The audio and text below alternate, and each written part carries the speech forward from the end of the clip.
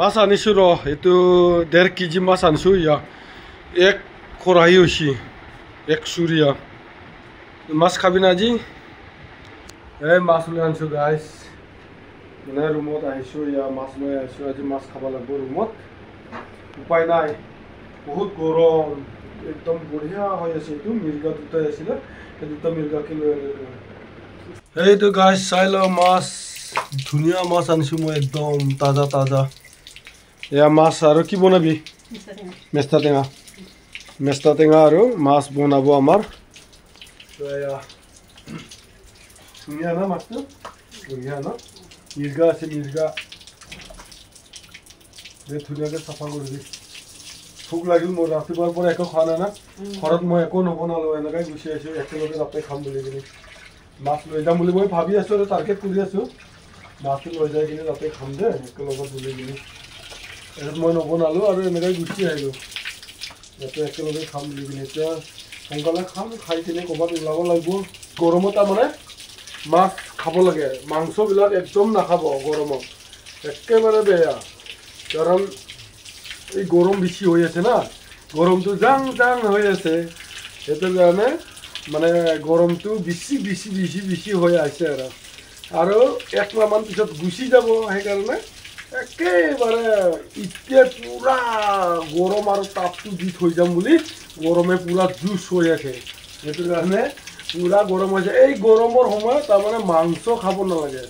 মাছ খাবি যিমান পাৰা মাছ খাবি মেষ্টা টেঙা খাব বঢ়িয়া আৰু একদম পেটবিলাক ঠাণ্ডা হৈ থাকিব একো টেনশ্যন নাই সেইকাৰণে এনেকুৱাই চিন্তা কৰি ভালদৰে খাই থাকিব লাগে নিজৰ শৰীৰৰ কাৰণে এয়া ভাত ওলাইছে আৰু আমাৰ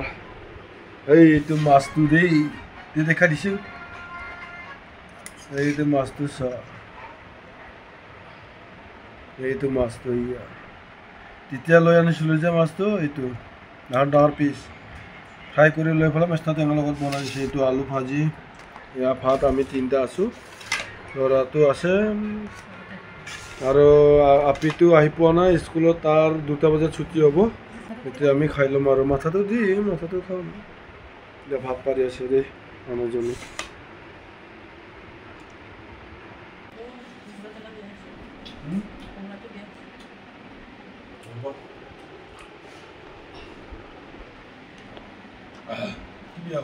মাথাটো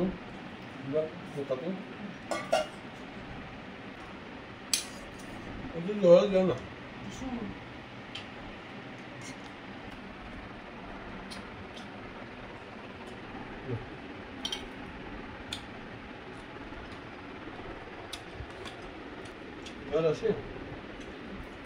খা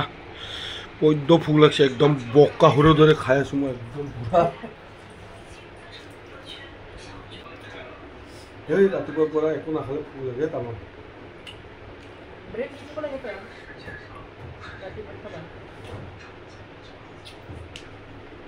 ভাল নালাগে খাব যায়